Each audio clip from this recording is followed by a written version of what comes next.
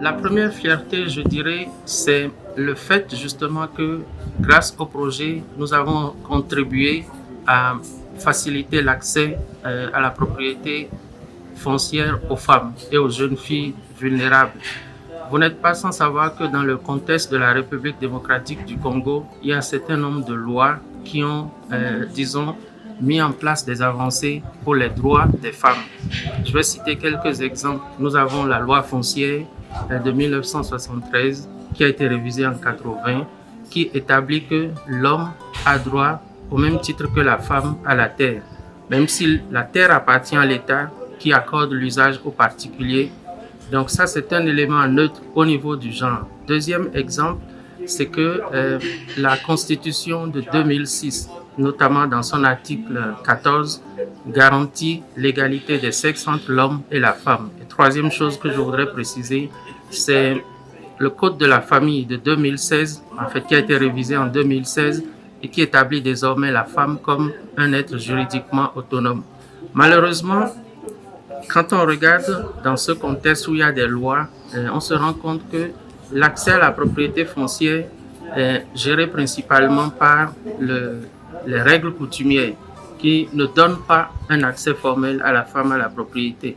Mais grâce au projet Femmes en Action, aux stratégies que nous avons déployées, on a réussi à ramener, disons, changer un tant soit peu ce genre de choses pour donner la primauté aux lois modernes. Ceci, bien entendu, en bonne intelligence avec les détenteurs de pouvoir au niveau local, ce qui a permis aujourd'hui à plus de 1400 femmes d'accéder à la terre. Donc ça, c'est la première fierté. La deuxième, je dirais, c'est l'utilisation de mécanismes d'épargne de crédit comme levier pour promouvoir les solutions fondées sur la nature.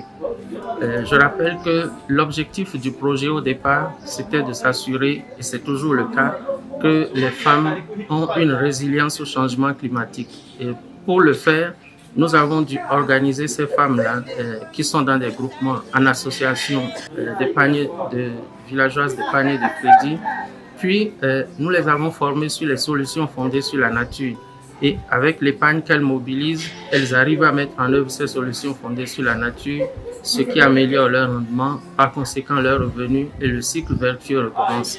Et la troisième fierté, pour finir, c'est le fait que nous ayons réussi, dans un contexte de conflit, à dépasser la cible de l'indice d'adaptation au changement climatique. Je rappelle que l'indice d'adaptation au changement climatique, c'est un indice qui montre la capacité d'un milieu à pouvoir s'adapter et à être résilient au changement climatique. Donc on est passé à 61,3% pour une cible de 55%. Voilà les trois fiertés. Il y en a beaucoup d'autres, mais puisque vous m'en demandez trois, je m'en tiens à celle-ci.